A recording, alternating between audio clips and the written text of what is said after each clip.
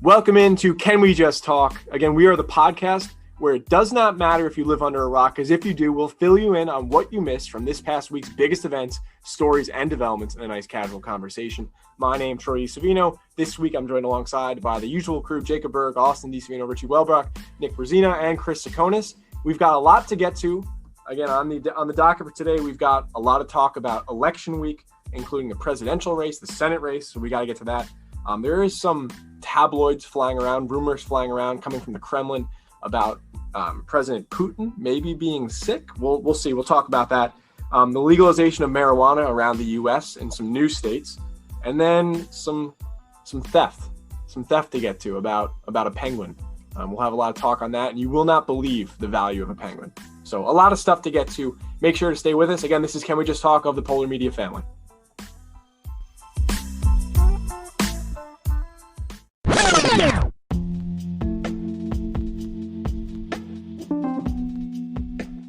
To kick it off, let's get right to the elephant in the room. It is election week, as we said earlier. Sure you guys have been watching. I think I've spent the last 36 hours with my eyes glued to CNN, Fox News, just to get some really funny perspective on both sides of things here. And it has been, I think, more entertaining than any Super Bowl in the past decade, for my opinion. It has just been down to the wire for the past 2 days. I feel like I'm watching, like I said, a Super Bowl. It doesn't seem like a political election to me because it's just been so competitive. It's got comeback stories. It's got personal stories from people around the country working these polling stations. It is quite an incredible story of our democratic process. And then there's also some downsides because we're getting a little tyranny from one side of the political spectrum. We'll kind of jump into that in a second, but to kick things off, this election is breaking records. It is the highest voter turnout of all time in the United States. One of the main reasons being that obviously there's been a lot of polarization on both sides of things. Voters wanted to make sure to get out there to really support the candidate they want to win the election. That has led to incredible turnout. On top of that, there's been an incredible turnout for the mail-in ballots. That has caused a lot of anger on one side of the spectrum. I bet you could probably guess which side is not too happy about that. But I'd love to get your guys' initial thoughts on election week so far.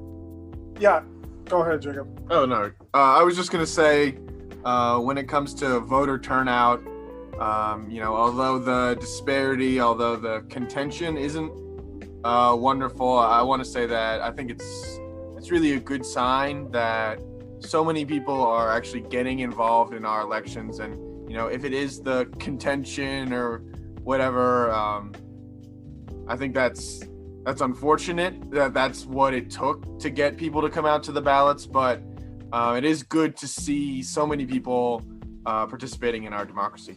Yeah, I think so, Troy. It's funny you say it's been entertaining, and this week has been saddening and very disheartening, as well as there are some glimmers of hope. And it's just so where we are, right? We are recording. This is Austin, by the way. Thank you for having me on again this week. Where we are right now, it's Friday night. We still don't have an announced winner as of now, according to AP News, New York Times, CNN. It is leaning towards Biden. He has the lead in the last four of these states. So it's Georgia, Pennsylvania, Arizona, and Nevada. The last I checked, he's leading those four states, which should.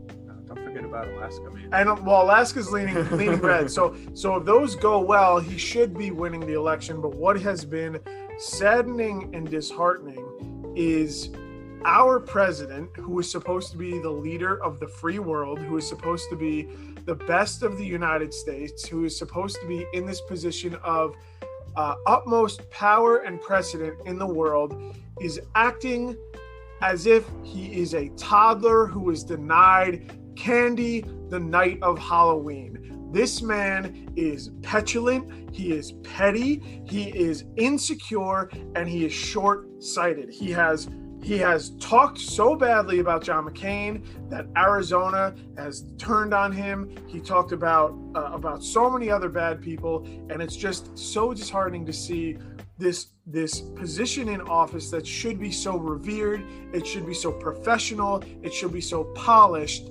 acting as a child and attempting to threaten the democracy that we as America have worked hard to create. And I'm going to say this. This is Chris Akonis, by the way. I'm going to say this. I think it's really encouraging, though, that like the media last night when Trump was, repeating these false claims, that they, by and large, like just immediately noped out of the press conference and just cut off. That's something that, I've given the media the fair share of criticism about it. I don't think that they've really handled misinformation from, different political groups over the years very well. I think the media is becoming very biased in both ways. But I do think it was really good that when he was saying stuff that was verifiably not true, that they backed out about it. And I also think they did a good job of handling how the uncertainty of this election, how, all the election day ballots were counted and Trump was ahead. And then the mail-in ballots were counted afterwards in states like Pennsylvania. And those leaned a different direction. And they've done a good job of explaining that to people. And that's sort of how I view it. Chris, I think it's interesting too. You bring up how the networks handled the lies of the current president of the United States last night during his press conference. And did you see what Anderson Cooper said on live TV? Did you guys? I'll read it. Into a turtle, right? Yeah. So the audience, for the audience that hasn't caught this, when they cut away, this is what Anderson Cooper said. Quote, "That is the president of the United States. That is the most powerful person in the world. And we see him like an obese turtle on his back, flailing in the hot sun, realizing his time is over, but he just hasn't accepted it. And he wants to take everybody down with him, including this country." And I think that's a perfect summary of what he's doing. He's Anderson Cooper. Well, that description was like, they don't teach you that in journalism school. I'll just say that. No, he's quite eloquent with his words.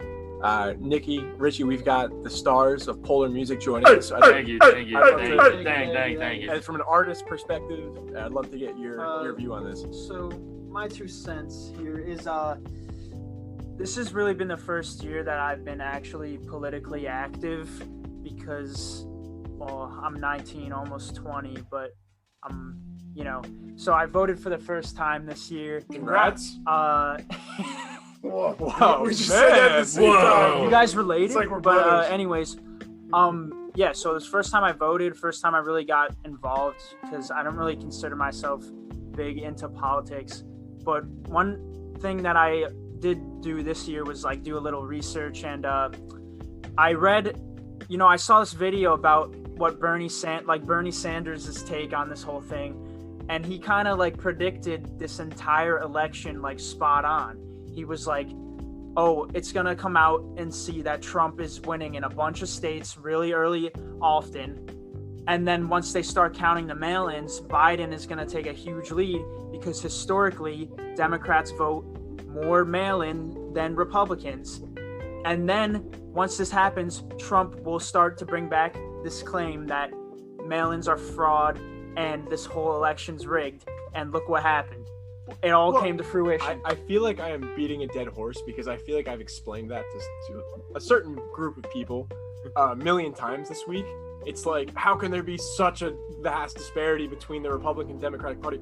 Well, when the leader of the Republican Party and the president of the United States discourages his own party from voting by mail, it shouldn't be a shocker that 85% of the ballots being read at the end of this election are going to be in the Democratic's favor. It's walking and living cognitive dissonance. Like, how do you tell your entire party to not vote by mail and then somehow believe that it is rigged against you when no one votes by mail for you?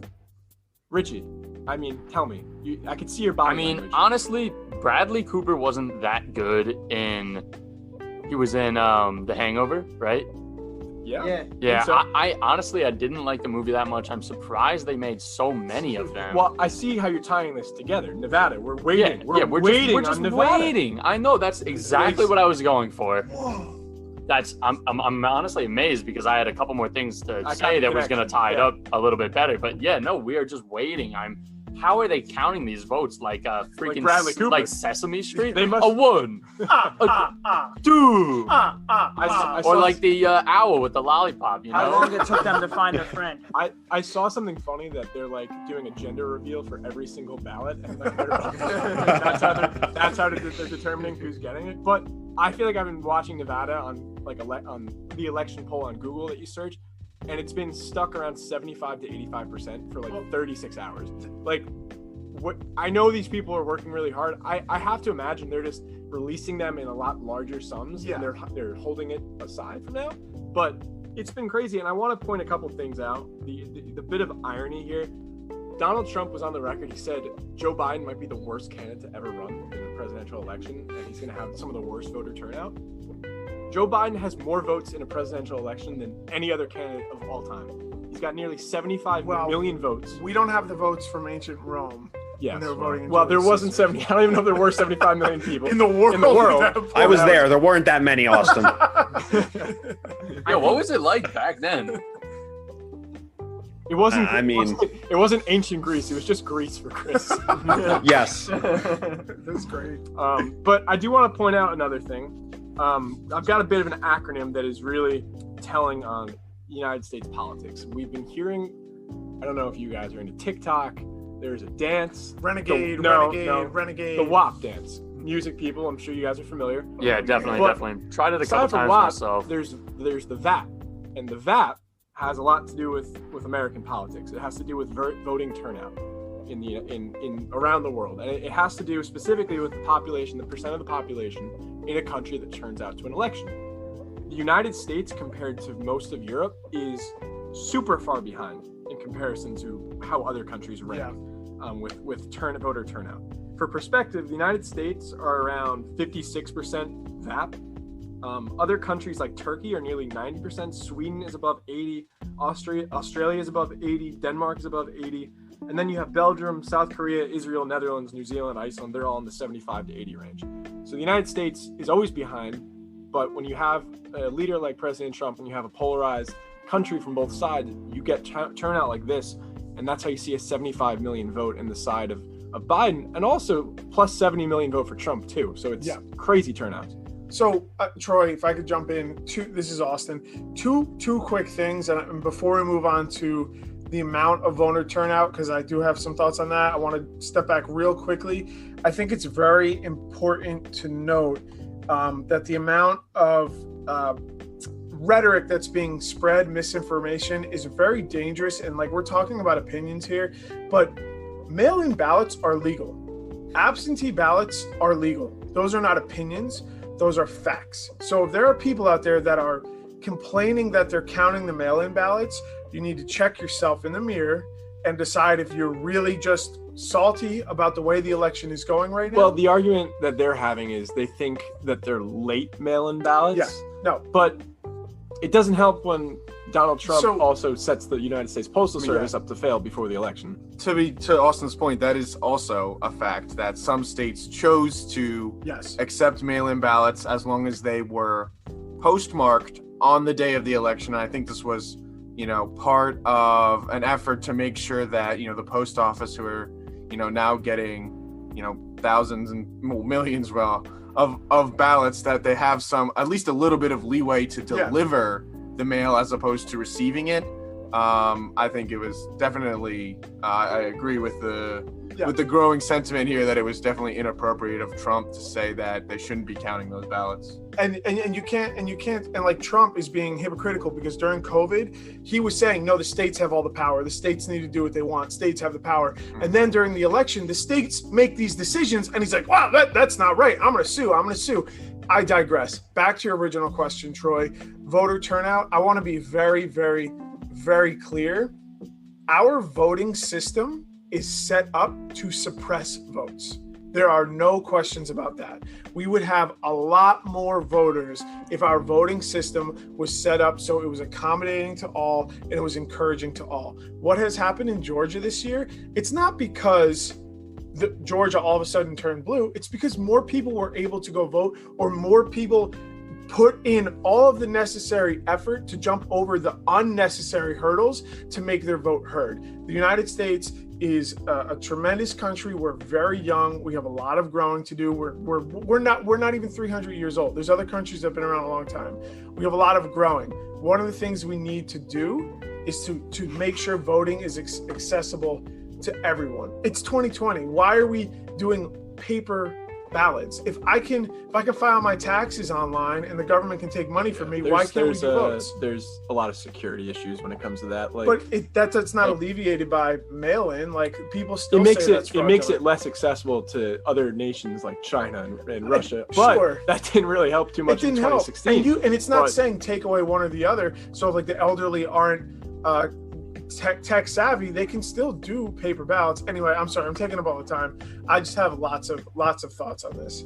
Yeah, I mean, I think you hit home the real point. You know, the United States is young, it's close to, you know, we're going on 250 years soon. Not even 300 years, so it's 2037. It's a young country. You know, there's issues. There's a reason that has to do with why our voter turnout is still not that high compared to other countries. Obviously, we're a very large country as well. You know, we have a pretty muddy history of who we allow to have a voice anyway. Yeah. So that doesn't help. But like you said, we're a young country. Chris remembers when he came over at this point still. Like, it's still an incredibly young country. Ellis Island. We're still in first generation. Plymouth Rock, baby. Like, we're still very young. So, yes. But it's a good sign. I mean, regardless of the outcome of this, you know, it's a great sign that you see this many people voting because they care this much.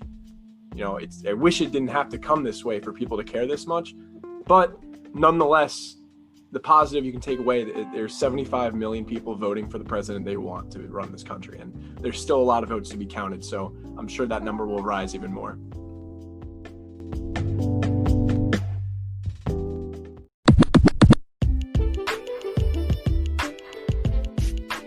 Moving on, another election. This one, I know the big election we're all looking at right now has to do with the presidential election.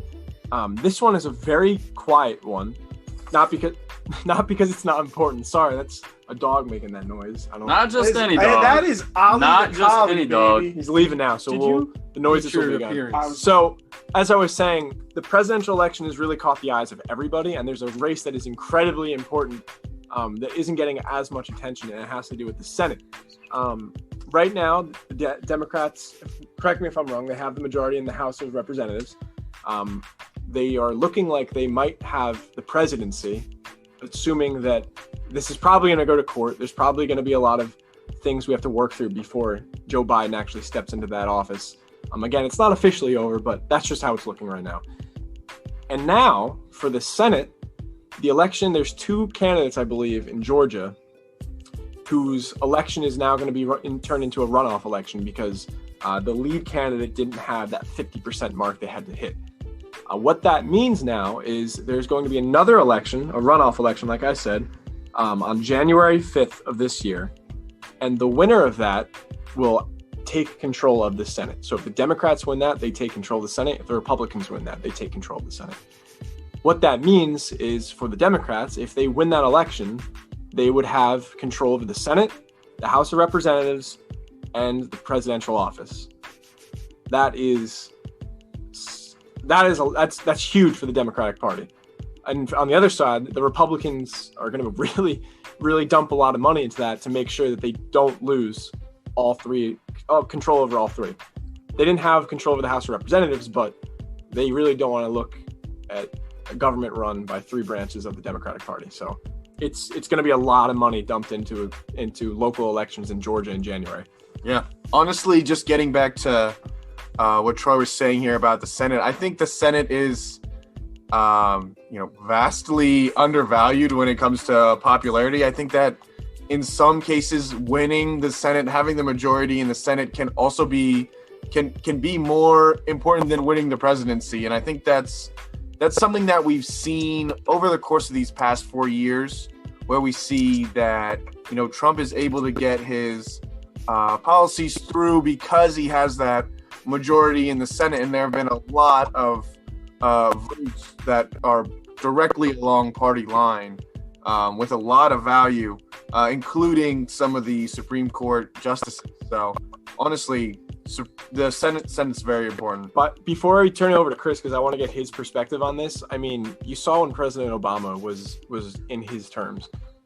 It makes it very difficult for a president to get done what they want to get done when they don't have control of the Senate with their party too. So this, for the Democratic Party, could mean a lot if they take control of the presidency. It means they could do a lot more. Chris, you work with WRSU News. You talk a lot of politics with them. I'd love to get your opinion on the Senate race as well, if you have some. Yeah, well, I first of all, I find it kind of, it's a bit unfortunate because of the way that our politics are so toxic and so divided. Everyone in Georgia is about to get bombarded with political messaging and, targeted campaigns and stuff like that for an additional 2 months after the rest of the country already voted. So the system's a bit unfortunate in that regard.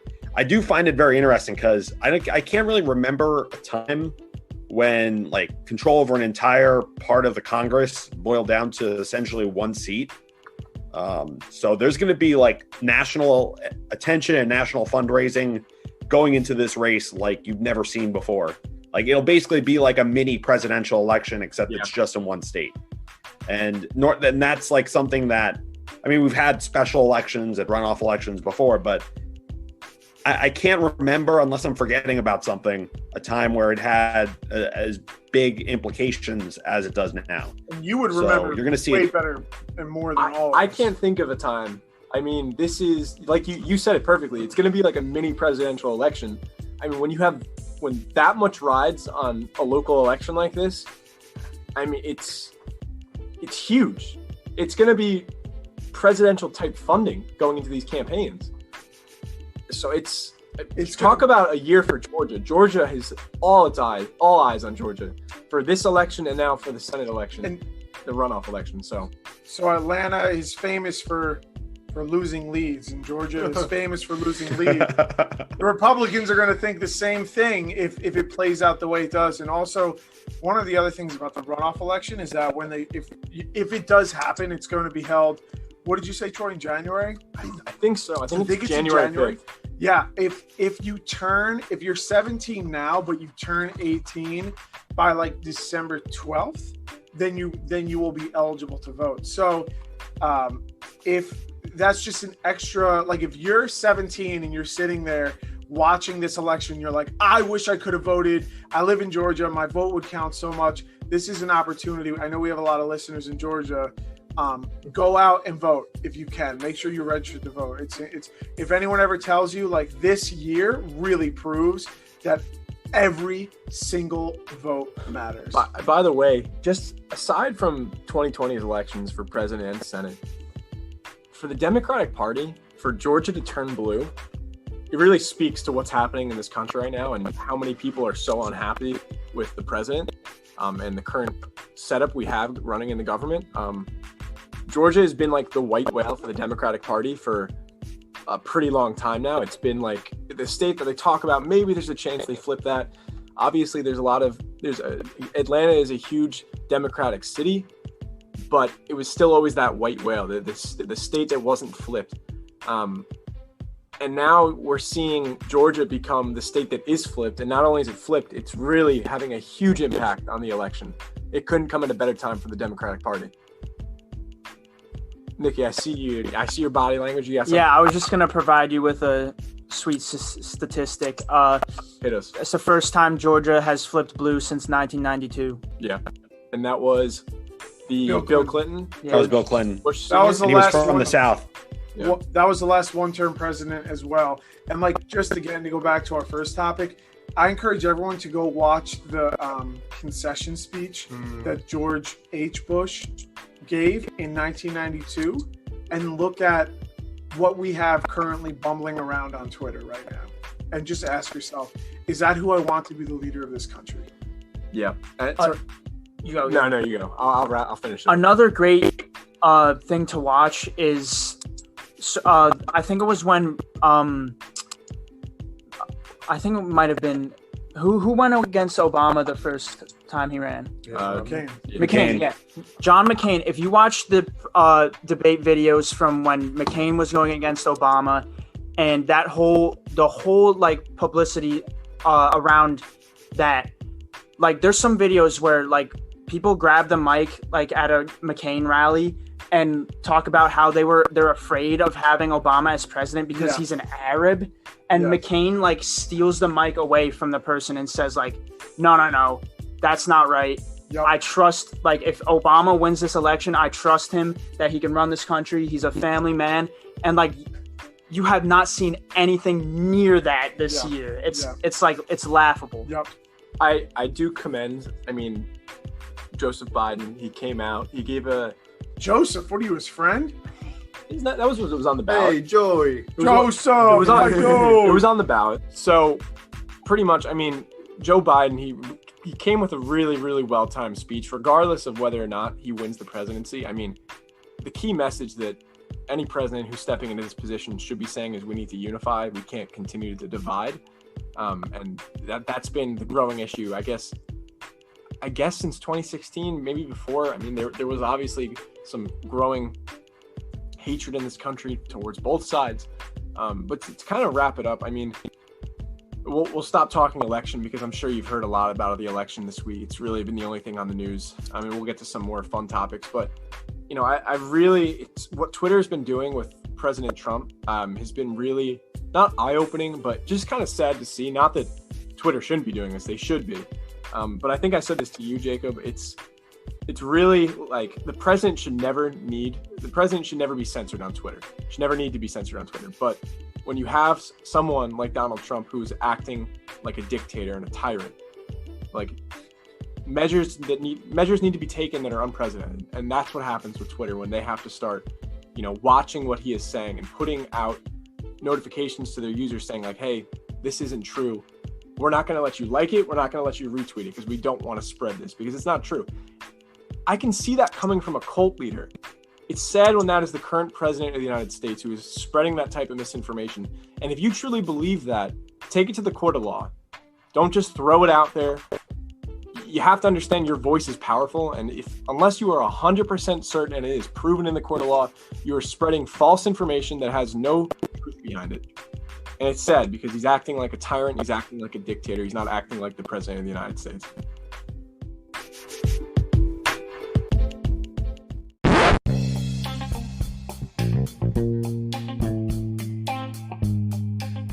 Next up, we've got a little more politics. This one's not the United States politics.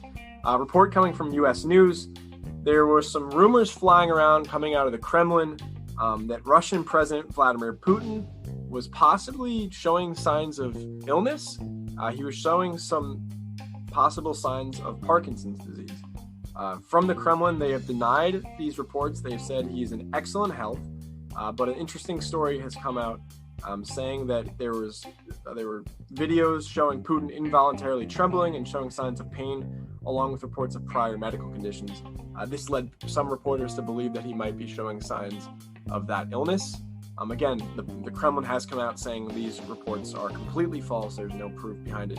But figured we bring it up just because it did kind of circulate for a little while. People weren't sure.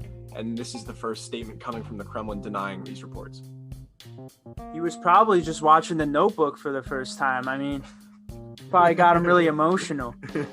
But he always looks like he's in really good health. Like, pretty sure he's like a pretty high like peak physical specimen. Yeah, that's what they want you to think.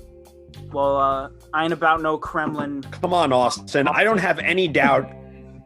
I don't have any doubt that Russian government officials are going to be completely upfront about their leader's health. That's what I was like. That's what I initially thought. Do you remember when like Kim Jong-un was like dead for a couple days? Yeah, what the heck? He's definitely not alive. He's definitely not alive. He did it on purpose. Happens every like 3 months. But he was like seriously like for a couple days. Reports were coming out that like he had a surgery.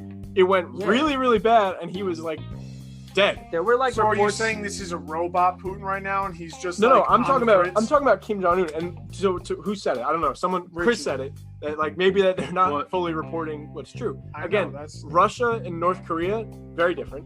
First of all, let's get that out of the way. But this Thank you, Troy. This Thank is you. what Someone had to say it. this is what caught my eye, because it seems weird that we saw the story about Kim Jong Un come out. There's like speculation. We feel really bad for the doctor who performed that, because we're like, he probably is gonna have a rough time now, because we thought Kim Jong Un died for a couple days, and then there's just photos and videos of him being completely fine. It's like Weekend at Bernie's. They have Putin propped up on a horse. Do we even think riding around. are we even sure he's alive still? There was speculation that, like, I saw stuff about the surgeon being like Chinese, and it was planned to botch the surgery and kill him. And also, We have no idea if this is true. We this cannot is report that this is not- factual. no, I said I heard speculation. Yes, we heard yes. Like, And then there's conspiracies flying around. Also, I heard that he did it on purpose to weed out like people in the country who don't fully support him. So like when the reports came out that he died, or like he was in pretty much dead condition, people in the country were like, "Yay!" And then he comes back to life, and all those He's people, like, surprise! yeah, motherfucker." all those people disappear.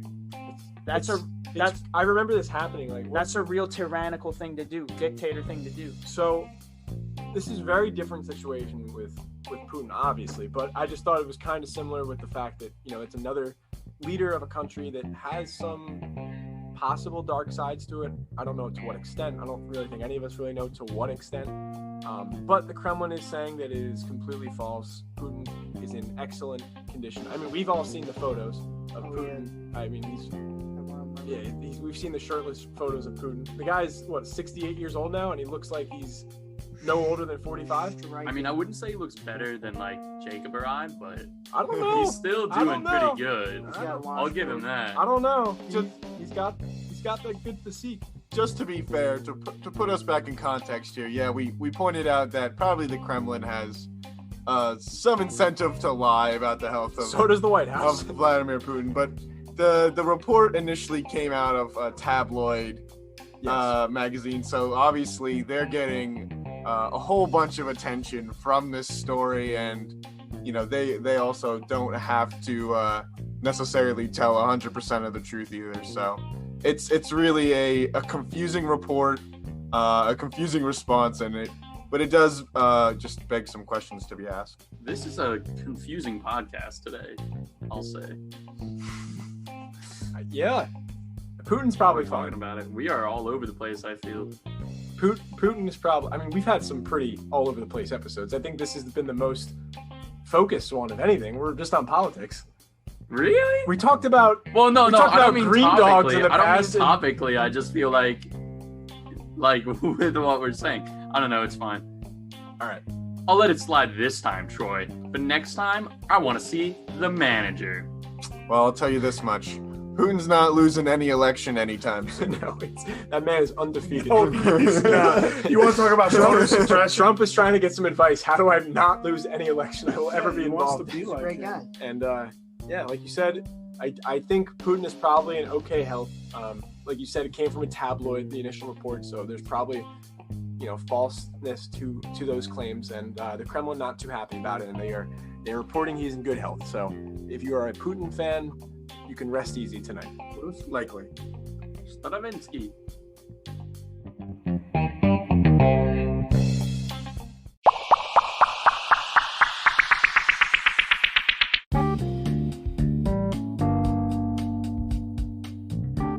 Next up, we've got another story. This one coming out of the recent election, but has nothing really to do with political figures. Around the United States, the legalization of marijuana has spread a little bit more. For our home state in New Jersey, it has now been voted illegal. Not illegal, it's been voted legal. Chill. You're telling me it's been legal this whole Snoochie time? boochies. What the hell? Jason, me. So with a 67% support on the recent ballot, New Jersey has passed the legalization. Arizona had 60%, Montana with 57%, South Dakota with 53%. Mississippi also legalized marijuana with a prescription, so for medical Wow. purposes. So It's great to yeah, hear. it's really kind of spreading a little bit more. And then obviously there was some other news. Oregon passing new regulations for decriminalizing other I drugs. see I see what you did. We there. won't even get into that. Yeah, that's a whole I think we should cover that next week because I think there's a lot of Passing. minute points and a lot of gray area to cover on that topic. So, I mean, this is a pretty big story for the Yeah. United States. For the United States, also for New Jersey specifically. This was a huge running point for Phil Murphy as he was trying to become governor years back. So he has finally delivered that promise that he promised his young voters. And now legalization of marijuana in New Jersey. I don't think it's effective yet, so don't go out now and start smoking. They're voting on it. Don't talk too much about it right now. Yeah. I think a big shout out needs to go to drugs for actually winning the war on drugs. I stole that joke. I'm going to say this, though. I mean, it's great and all that marijuana is finally legalized, but I guess my question is, are they going to go back to the records of all these people who were arrested for marijuana charges and had like criminal records and everything? Like, are they going to expunge those? Because like a lot of people's lives were destroyed by like growing a little bit of pot. So I think that's an interesting issue. Does anyone know the answer? No, but I do know that last week New Jersey did release a decent amount of prisoners. They cut their sentence short, just on certain like misdemeanors or smaller charges. Chris, I think that's a great point because like a lot of people are going to think of this in like, oh, recreationally, I'm going to be able to just toke up when I get home or like rip a bong or whatever it is. But there's a lot of, like you said, Chris, there's a lot of people that their permanent records have been negatively affected by some of these drug laws. And I think it's a great point, and we should definitely follow up on that. But I am just so excited to see like the different creative names that come out with these dispensaries in New Jersey because I'm very excited to see the culture that this creates. Do you think you've thought of any yet? I've seen some on Twitter that I thought was pretty funny, but like weed store. Yes, I saw an Italian one, bada bing, bada bong. Yeah, Thought that was funny. Oh, that's a good one. Ganja Ghoul. Instead of This is the last time we ever have the people from Polar Music on this show. If you like the commentary from Rich and Yeah, Nick go check us tonight, out. We actually just debuted tonight, 6 p.m. Oh, well, this is coming out tomorrow. Yesterday, Friday, 6 p.m. Just go So follow People know every this, Friday, people know the every- podcast is not live, so it's okay. Every No, Friday. So also too, Chris, off of your point, not only hopefully retroactively that this makes some changes, but proactively. If I could just get a word in, Nick, thank you. Also, what this will prevent future small arrests and putting people in prison that necessarily shouldn't be in prison for smaller things. I'm really excited to see the economic benefits to this for the state. New Jersey is a very expensive place to live, a very expensive place to get an education, even at state schools. Will the legalization of marijuana, the setup of dispensaries, I mean, the big talk of why to make it legal is for the tax purposes. It will bring in a lot of money to the state. I'm interested to see the short-term effects on how it reduces the cost of living in the state. I hope by a lot, but we'll see. I hope that New Jersey uses those funds appropriately as well. I did read an article, and I know we mentioned Colorado, I think it was, or was it Washington? Oregon, that's using the funding from their legal sale of marijuana to fund addiction treatment and support for some of the other drug users or users looking to seek help. So I hope that New Jersey can do something along those lines and support those people. By the way, there's still going to be a lot of laws that surround this. Obviously, you can still get a driving while under the influence. You should. So it's just because it's legal doesn't mean there's no restrictions on how it is. And Troy, go ahead, Rich. Nick, if I could get a word in, it's going to be 21, right? Is it going to be the age? I Yeah, think 21. It's 21. Yeah. Yeah, 21. okay. That makes Tobacco's 21.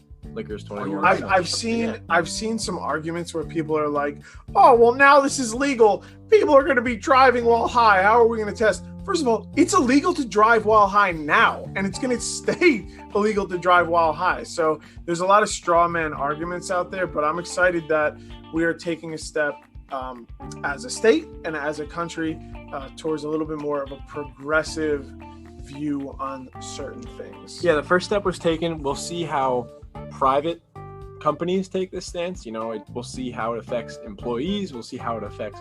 For New Jersey, there's no.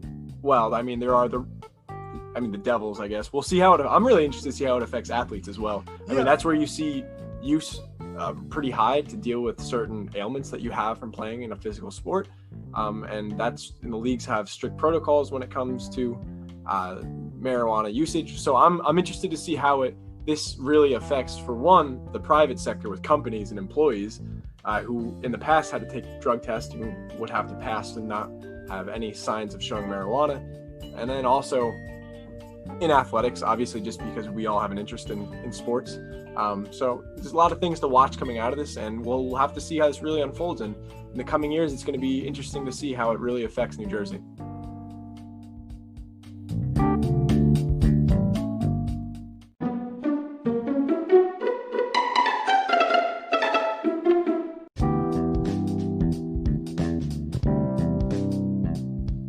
Next up, we've got another story. This one coming out of the recent election, but has nothing really to do with political figures. Around the United States, the legalization of marijuana has spread a little bit more. For our home state in New Jersey, it has now been voted illegal. Not illegal, it's been voted legal. So You're telling me it's been legal this whole time? What the hell? So with a 67% support on the recent ballot, New Jersey has passed the legalization. Arizona had 60%, Montana with 57%, and South Dakota with 53%. Mississippi also legalized marijuana with a prescription, so for medical purposes. So, it's really kind of spreading a little bit more. And then obviously there was some other news. Oregon passing new regulations for decriminalizing other drugs. I see what you did there. We won't even get into that. Yeah, that's a whole I think we should cover that next week, because I think there's a lot of minute points and a lot of gray area to cover on that topic. So, I mean, this is a pretty big story for the United States. For the United States, also for New Jersey specifically. This was a huge running point for Phil Murphy as he was trying to become governor years back. So he has finally delivered that promise that he promised his young voters. And now legalization of marijuana in New Jersey. I don't think it's effective yet, so don't go out now and start smoking. They're voting on it. Don't talk too much about it right now, boys. Yeah. I think a big shout out needs to go to drugs for actually winning the war on drugs. I stole that joke. I'm going to say this, though. I mean, it's great and all that marijuana is finally legalized, but I guess my question is, are they going to go back to the records of all these people who were arrested for marijuana charges and had like criminal records and everything? Like, are they going to expunge those? Because like a lot of people's lives were destroyed by like growing a little bit of pot. So I think that's an interesting issue. Does anyone know the answer? No, but I do know that last week New Jersey did release a decent amount of prisoners. They cut their sentence short, just on certain like misdemeanors or smaller charges. Chris, I think that's a great point, because like a lot of people are going to think of this in like, oh, recreationally, I'm going to be able to just toke up when I get home, or like rip a bong or whatever it is. But there's a lot of, like you said, Chris, there's a lot of people that their permanent records have been negatively affected by some of these drug laws. And I think it's a great point, and we should definitely follow up on that. But I am just so excited to see like the different creative names that come out with these dispensaries in New Jersey, because I'm very excited to see the culture that this creates. Do you think you've thought of any yet? I've seen some on Twitter that I thought was pretty funny, but weed store. Yes, I saw an Italian one, bada bing, bada bong. Yeah, thought that was funny. Oh, that's a good one. Ganja Ghoul. It's the last time we ever have the people from Polar Music on this show. If you like the commentary from Rich and Nick go check us tonight, out. We actually just debuted tonight, 6 p.m. Oh, well, this is coming out tomorrow. Yesterday, Friday, 6 p.m. Just go People know every Friday. People know the podcast is not live, so it's okay. Every Friday. So also too, Chris, off of your point, not only hopefully retroactively that this makes some changes, but proactively. If I could just get a word in, Nick, thank you. Also, what this will do, this will prevent future small arrests and putting people in prison that necessarily shouldn't be in prison for smaller things. I'm really excited to see the economic benefits to this for the state. New Jersey is a very expensive place to live, a very expensive place to get an education, even at state schools. Will the legalization of marijuana, the setup of dispensaries, I mean, the big talk of why to make it legal is for the tax purposes. It will bring in a lot of money to the state. I'm interested to see the short-term effects on how it reduces the cost of living in the state. I hope by a lot, but we'll see. I hope that New Jersey uses those funds appropriately as well. I did read an article, and I know we mentioned Colorado, I think it was, or was it Washington? Oregon, that's using the funding from their legal sale of marijuana to fund addiction treatment and support for some of the other drug users or users looking to seek help. So I hope that New Jersey can do something along those lines and support those people. By the way, there's still going to be a lot of laws that surround this. Obviously, you can still get a driving while under the influence. Sure. So it's just because it's legal doesn't mean there's no restrictions on how it is. And Troy, go ahead, Rich. Nick, if I could get a word in, it's going to be 21, right? Is it going to be the age? I think 21. It's 21. Yeah. 21. Okay. Tobacco's 21. Liquor's 21. I've seen some arguments where people are like, "Oh, well, now this is legal.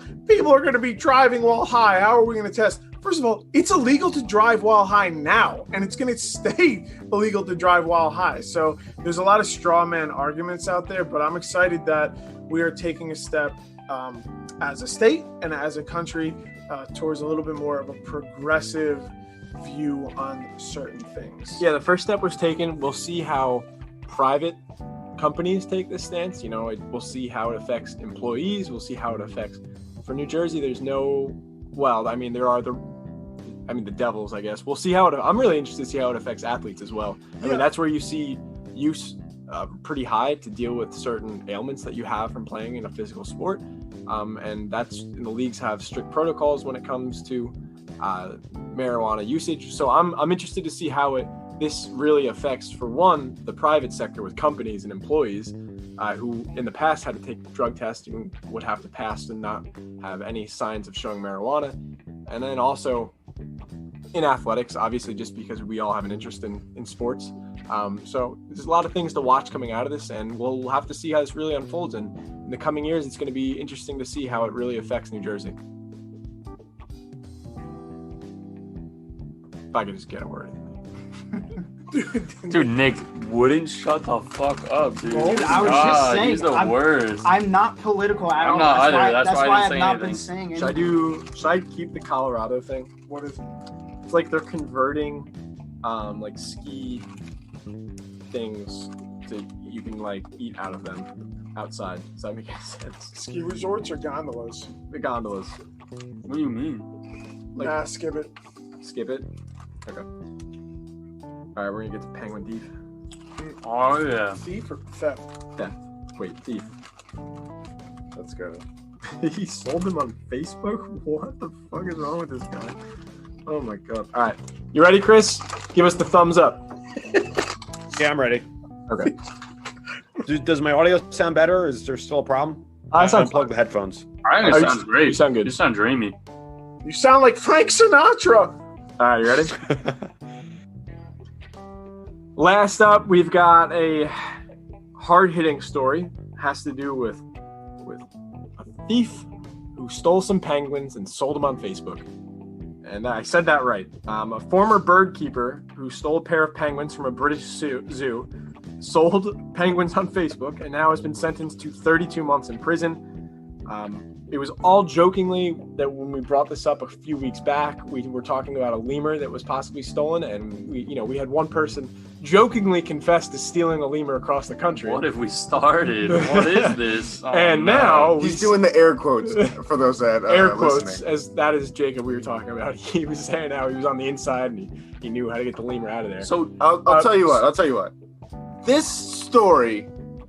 Yeah, you're right. I was right about. I did say that about the lemur, but this story is just maddening It's just I can't even wrap my head around it. You want to know why? They only sold for like $12,000. I could get a better deal for that. That's what I was gonna ask.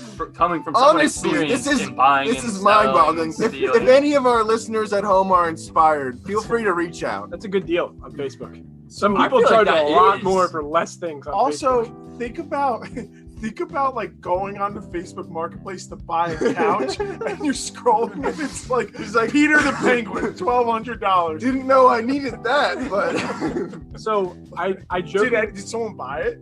I don't know. Yeah. I think no, so. they bought it, and then Honey, I got a great deal. I got the a borrow penguins truck. got sick, and so they reported that they Gosh. bought them to a veterinarian, and that's how it was actually traced down. But I couldn't I believe wonder when I what their saw. plan was. I couldn't believe to sell the penguins. No, but funny. like the person who bought it, like what were they gonna do? Just keep it? Well, like no, in that, it like just- in that no, it movie, was like like they a fill the normal shower pet. up Like with they water. didn't think it was a weird thing to do. They were just like, yeah, I just owned a penguin. Some people But have what did dogs. My neighbors have cats. I have Exactly. penguins. It's just how it goes. What they expected to do? Just like sit on the couch like a No, dog and like cuddle how and this stuff? worked. How this worked was the person who had made the offer to buy it reported the incident to police.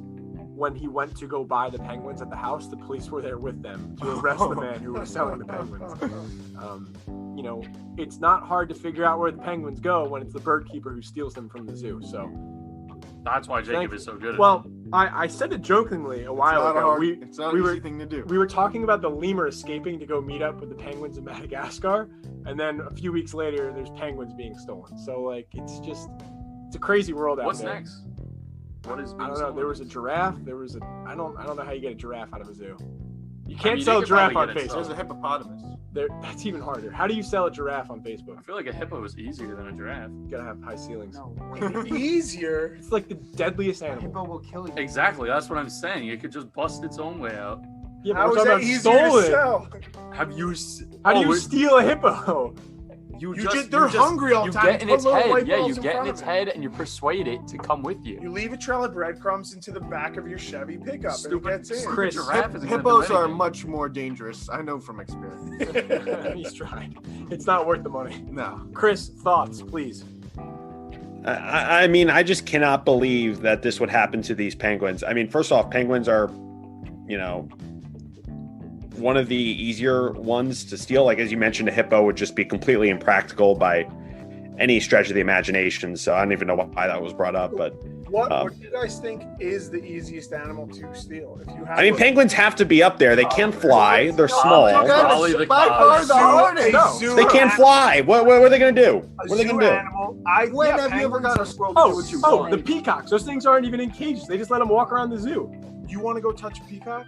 I'd rather touch a peacock than a lion or something. Okay, I'm not saying. Okay, no one's talking about lions. What animals are in the zoo? What do you The think? hardest. What do you think? They have like goats in these zoos or something? Like, Yes. Have you ever been to a zoo? it's not a petting No, zoo. this It's a guy's zoo. never been to a zoo. It's a zoo. It's Yo, not a petting you've been zoo. to a zoo? I've been to a zoo. I've never been I to think a zoo. Troy is so ignorant about goats. It's honestly pathetic. Yeah. I think maybe like a lemur, like they did in California. You think it's easy to steal a Sloth. lemur? Sloth. Things can Yes. jump like Sloth. that. They don't Yeah. move. Maybe a turtle. Those things are heavy. Yeah, those are. What are those like? That's a tortoise. What are the big hamsters? Like the capybaras? capybaras. Nah, I feel like they'd bite you a lot and be scratchy. By the way, you know, aside from this story, we have learned that penguins might be able to sell for $12,000 on Facebook. There are a Was it lot the of two of them? Was penguins. it Wait, was it the 1200 two of them that 12,000? sold Oh, for damn. 12,000, or was it 12,000 each? Regardless, I'm just saying there are a lot of penguins roaming around Antarctica. They're just Okay. kind of hanging out there. If I could, I'm just gonna just jump I'm just in, gonna leave it there. I want to make it very clear: Polar Media, nor does the Can We Just Talk podcast endorse any type of theft of animal, unethical relocation of animals, or illegal selling of animals. That was strictly a joke that Troy made. It's $12,000. You didn't say anything about Polar music. Although, from an economic perspective, it It's an incredible $12,000 pales in the comparison to the fixed costs of transporting the penguins from Antarctica back to the market of choice. So this $12,000 is probably the cheaper option. I could probably being honest. get to Antarctica for $12,000. No, you cannot. Actually, I could get there. You could not get well, down. Nick How are you has going to been get there, Troy? You're going to fly southwest to Antarctica? Like, Kayak till you hit. You ice want and a then walk on the kayak? ice. Are you Wait, kidding me? relax. Have you ever read Moby Dick? No. Okay, then that's why you wouldn't get there. I have read it. I haven't read it. It's Wait, about wait, wait. That's about a whale. I'm talking penguin. Where do you think whales live? You should In go- the ocean. Yeah, in the ocean. I'm going to the penguin Yeah, spot. wait, what does Moby Dick have to do with kayaking? There's water in involved. Antarctic? There's water involved. You have to kayak. Do you not know how kayaks work? What? Who I'm am gonna I go. surrounded I'm gonna go by? to Chile, and then Chile to Antarctica is like nothing. You could swim. It's like you could go from Alaska to Russia. Like to- it's close. To quote the great movie of Euro Trip, how big is Europe? It's the size of the mall. We'll just walk there. Just saying, $12,000 a penguin. But you're right. I thought you'd think a penguin is more expensive than $12,000. Yeah. You don't see them very often. Would you rather have a penguin for $12,000? Three things here. Or wait, three things. Okay, penguin, $12K. Mr. Popper had a lot. The of green money dog, in the penguin green stock. dog for $12K, or a nice, pristine, 80,000 miles, Infinity G37X manual. I'll tell you this much. Working at Chili's would have been a lot more fun if we had a penguin in the walk-in. That is true. I'd That's rather actually have well said, $12,000. Jacob. Well, that's the perfect answer. Chilling in the freezer. Chilling. It's only right. It's Polar Media. We talk a little penguin here. Again, this was Can We Just Talk? You're listening to Can We Just Talk of the Polar Media family. We'll wrap it up with a little polar talk. But thank you for listening again. Troy DiSavino, Jacob Berg, Austin DiSavino, Richie Welbrock, Nikki Brazina, and Chris Sakonis. Again, Can We Just Talk? Make sure to come back next week. We'll have more amazing stories to get to.